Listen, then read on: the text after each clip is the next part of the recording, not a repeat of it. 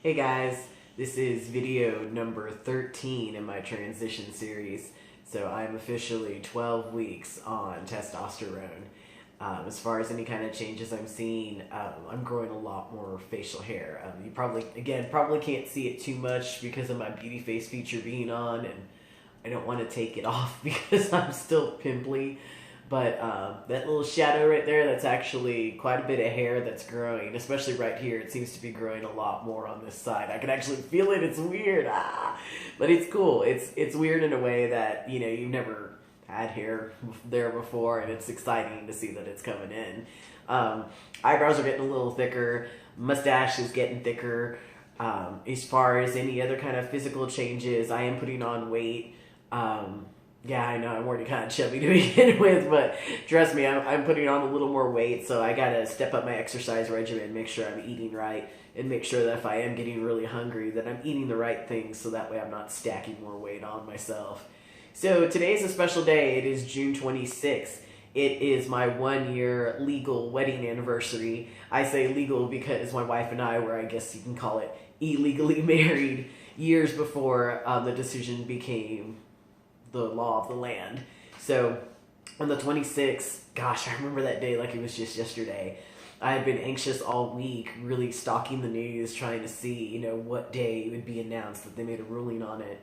And so the 26th rolled around, and it was in the morning, and we had just taken my dog to the groomer, and we were actually on the way to McDonald's to get something to eat for the morning. And my best friend texted me and said, "Hey, we're legal." And I thought, what? Are you joking? So I went on Twitter, I went on the news websites, and I just remember I started crying, but not crying like, oh, I'm so happy. I was happy, but I started hysterically crying just in my lap. I just couldn't, you think of all the years that you spent fighting for this and all the ugly that you had faced for such a long time and all the flack that you got, even if it's just from a few people. I've been fortunate enough to always have such a large support system, but when I did encounter friends who weren't supportive, it hurts. Even if it's just a couple of them, it hurts, But just getting that all out of my system at one point, it was, wow. I remember calling my mom, and I was still just crying hysterically. My wife almost pulled over because I don't think she's ever seen me cry that hard in her life. Then she was like, "Babe, we're at the drive-thru. What do you want to eat?"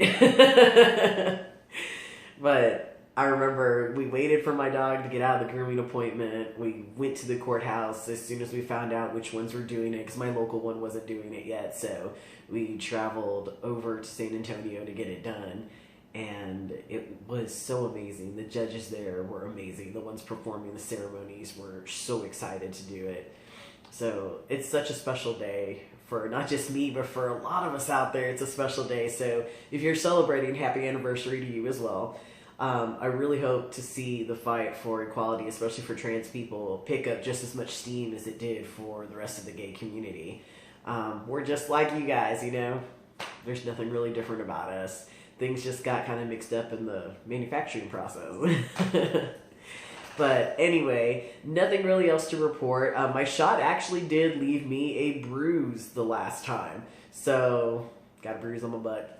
So hopefully, I'm going to tell my wife when she gives me my shot to be really careful and just to avoid the bruise.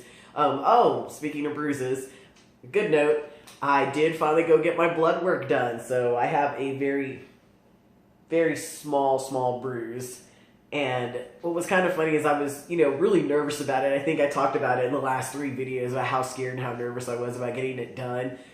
It was super easy. I felt him put the needle in, and he was great. The nurse who did it was awesome. I love you, Anthony, if you're out there. You're awesome. He let me babble his ear off because I told him I just needed to, and he was totally cool with that. And honestly, while he was doing it, I had to give 2 vials, and I didn't feel anything until he had to take the needle back out. He was super gentle, did 1, 2, 3, slid it out.